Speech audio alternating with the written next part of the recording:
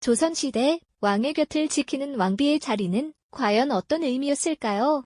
그저 왕의 배필로서 또는 왕실의 대를 이을 세자를 낳는 존재로서만 여겨졌던 것일까요?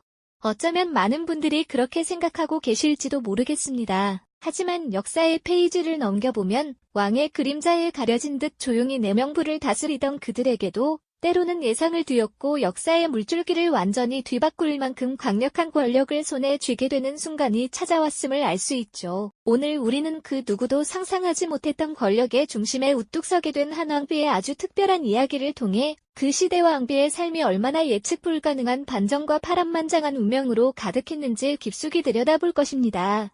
과연 그녀는 어떻게 평범한 왕비의 운명에 안주하지 않고 조선이라는 거대한 국가를 뒤흔드는 존재로 변모할 수 있었을까요? 그 흥미진진한 여정의 시작으로 함께 떠나보시죠. 오늘의 주인공은 바로 문정왕후입니다. 그녀는 1501년 지금의 경기도 파주에서 태어났습니다. 명문가 출신이었지만 당시 왕실의 외척 세력과 비교하면 그리 두드러지는 가문은 아니었죠. 어린 나이에 궁궐의 문을 넘어 중종의 세 번째 왕비로 책봉되었을 때 아마도 그녀의 마음속에는 막연한 기대와 함께 알 수 없는 두려움과 불안감이 공존했을 겁니다. 화려한 궁궐 생활의 이면에는 치열한 권력 다툼과 보이지 않는 암투가 늘 도사리고 있었으니까요. 궁궐에 입궁한 문정왕후는 결코 순탄치 않은 시간을 보냈습니다. 중종에게는 이미 여러 후궁들이 있었고 왕의 시선은 다른 이들에게 머물기 일쑤였죠.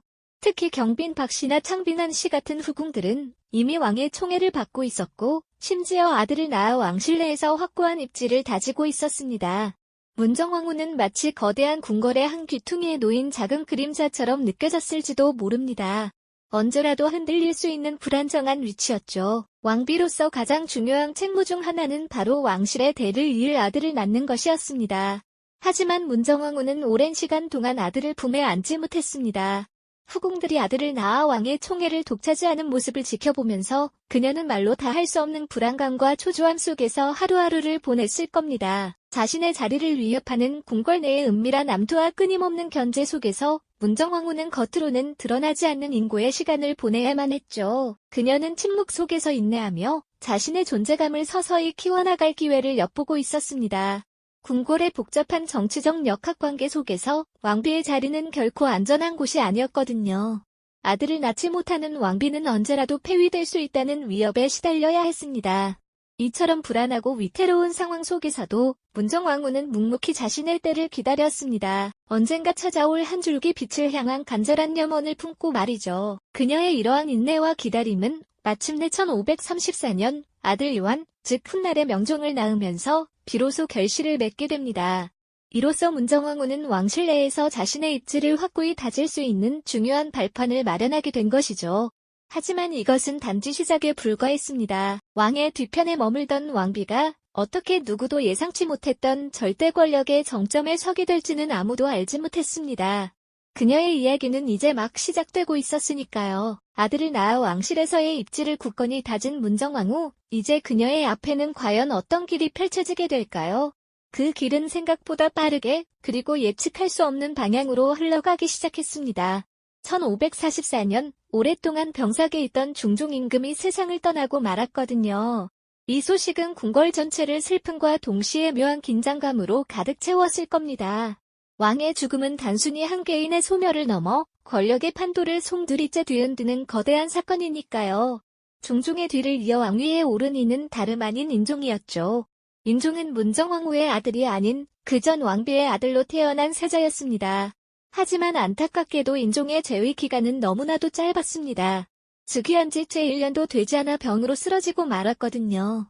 조선의 역사 속에서 이토록 허무하게 막을 내린 왕위 계승은 드물었을 겁니다. 짧은 재위 기간은 그를 둘러싼 많은 의혹을 낳기도 했지만 당시 문정왕후의 처지에서는 또 다른 기회가 찾아온 순간이기도 했죠. 어쩌면 그녀는 이 모든 상황을 묵묵히 지켜보며 다음 수를 계산하고 있었을지도 모릅니다. 인종의 갑작스러운 죽음 이후 왕위는 드디어 문정왕후가 그토록 기다리던 아들 이완에게 돌아가게 됩니다. 바로 훗날의 명종 임금이죠. 하지만 명종은 너무나도 어린 나이에 왕위에 오르게 되었습니다. 겨우 12살의 어린아이였으니 아직 국정을 직접 돌보기에는 턱없이 부족한 나이였을 겁니다. 이때부터 조선의 전통적인 제도 중 하나인 수렴청정이 시작됩니다. 수렴청정이란 어린 왕을 대신하여 왕대비가 발을 들이운 뒤 정사를 돌보는 것을 말하는데요. 문정왕후는 이제 왕의 어머니로서 조선의 실질적인 통치자가 될 수 있는 막강한 권한을 손에 쥐게 된 것이죠. 그녀가 오랜 세월 인내하며 기다려왔던 순간이 드디어 도래한 것입니다. 이제 문정왕후는 단순한 왕비가 아닌 조선의 운명을 좌우할 거대한 권력의 서막을 열 준비를 마친 셈이었습니다. 그녀의 손아귀에 쥐어진 이 권력이 어떤 파란을 일으킬지는 아무도 예상하지 못했겠죠. 문정왕후의 손아귀에 쥐어진 권력의 서막은 겉으로 보기엔 평화로웠던 조선 전국에 머지않아 상상 이상의 거대한 폭풍을 몰고 올 준비를 하고 있었죠.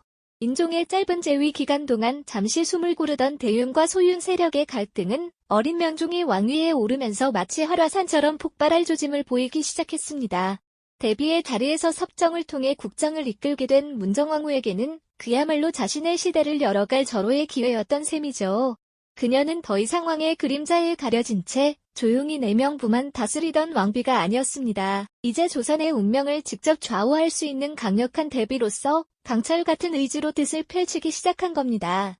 그 첫 번째 움직임은 바로 을사사화라는 이름의 피바람을 조선 팔도에 몰고 왔습니다. 인종의 외숙부인 윤임이 이끌던 대윤 세력은 명종의 즉위와 동시에 정적이었던 문정왕후의 동생 윤원영의 소윤 세력과 피할 수 없는 정면 대결을 펼치게 되었죠. 문정왕후는 주저함 없이 자신의 동생인 윤원영의 손을 들어주었고 이 결정은 곧 대윤 세력에게는 거대한 재앙이자 돌이킬 수 없는 파멸로 다가왔습니다. 하지만 문정왕후의 의지는 너무나도 확고하고 그녀의 권력은 그 어떤 반발도 찍어 누를 만큼 견고했습니다. 감히 누구도 그녀의 뜻을 정면으로 거스를 수 없었죠.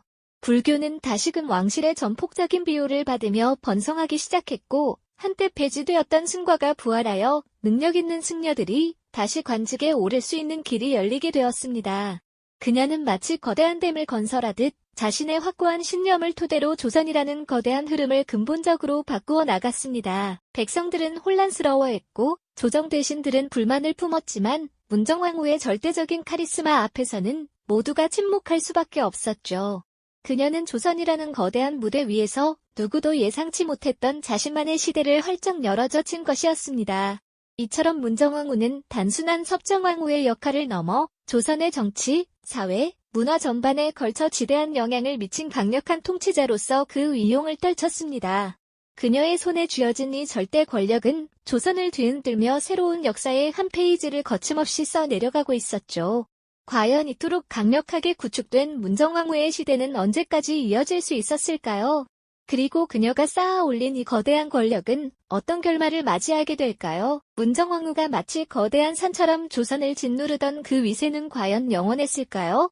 1565년 그 누구도 감히 거역할 수 없었던 절대 권력자 문정왕후의 시대는 갑작스러운 그녀의 죽음과 함께 예측 불가능한 전환점을 맞이하게 됩니다.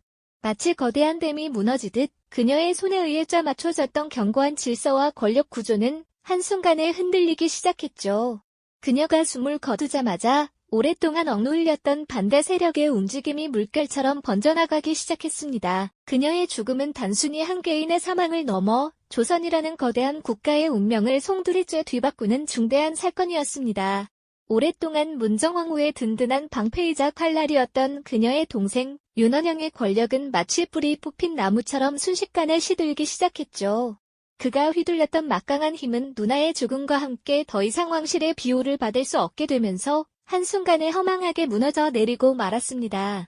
조정 대신들은 더 이상 그에게 이전과 같은 맹목적인 충성을 보이지 않았고요. 한때는 조선을 자신의 손아귀에 넣고 흔들었던 그녀였지만 결국 시간과 운명 앞에서는 한낱 인간에 불과했던 거죠. 문정왕후의 이처럼 파란만장했던 삶은 단순한 왕비의 이야기가 아닙니다. 왕의 그림자에 가려진 채 수동적으로 살아가야만 했을 것 같았던 조선시대 왕비들의 삶 속에도 이처럼 예기치 않은 반전과 강력한 주체성이 존재했음을 생생하게 증명해주고 있습니다. 그녀의 이야기는 단순히 한 왕비의 성공과 몰락이라는 차원을 넘어 권력의 본질이 무엇인지 그리고 인간의 욕망이 역사의 흐름 속에서 어떤 영향을 미칠 수 있었는지를 우리에게 다시금 깊이 생각하게 합니다. 시대를 초월하여 오늘날 우리에게도 많은 질문을 던지는 문정왕후의 이야기는 어쩌면 우리가 미처 알지 못했던 조선 여성들의 또 다른 면모를 탐구하는 중요한 시작점이 될지도 모릅니다. 그녀는 조선이라는 거대한 무대 위에서 자신만의 강렬한 족적을 남기며 역사의 페이지에 잊을 수 없는 한 줄을 새겼습니다. 그 한 줄은 단순한 기록을 넘어 우리에게 권력과 인간, 그리고 운명에 대한 깊은 성찰을 선물해주고 있는 것이죠. 이 영상이 도움이 되셨다면 좋아요와 구독 부탁드립니다. 여러분의 응원이 제게 큰 힘이 됩니다. 다음 영상에서도 더 유용한 정보를 공유하겠습니다. 감사합니다.